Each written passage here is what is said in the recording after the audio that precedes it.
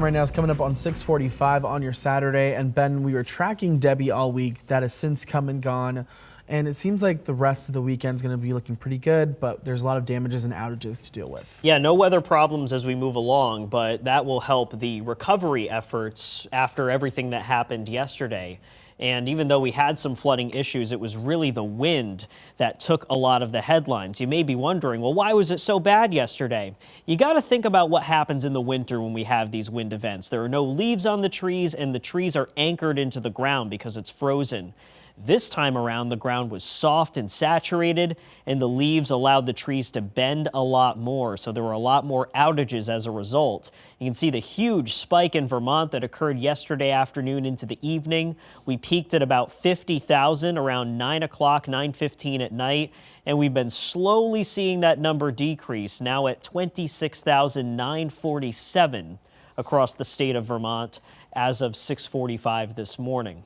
Of course, Vermont was not the only area hit by outages. New York and New Hampshire saw some outages as well, not quite as significant as what we've seen in the Green Mountain State. And if we just check out our New York numbers, you'll see that the vast majority of them are in Essex County, New York, just a handful in St. Lawrence and Clinton counties. But if we just go back to the Vermont numbers real quick, you'll see a majority of those outages are concentrated right by Lake Champlain.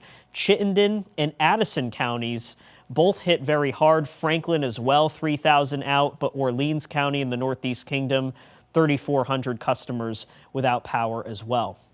Can't forget about the rain. We had a widespread 2 to 4 inches in New York, but a few towns, as you can see, getting 3 to 6 inches. By the way, Montreal, over 6 inches just yesterday. That was one of their wettest days on record.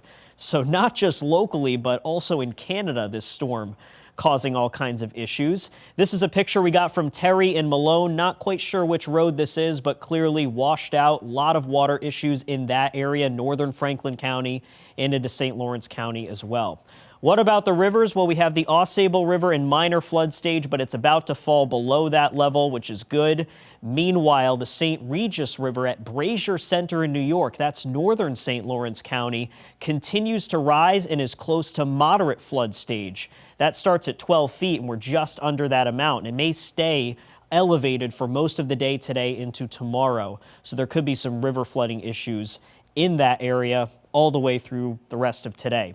The storm itself long gone into Canada. The weather locally nice and quiet. We have some clouds early. They'll be clearing out through the day. Temperatures right now in the 60s and low 70s. Forecast for this weekend, partly to mostly sunny. The rivers slowly recede for the start of the weekend. And then for tomorrow, a few more clouds mixing in, and we could catch a stray shower or thunderstorm in the afternoon. Temperatures, by the way, a little bit cooler, back in the mid to upper 70s for Sunday.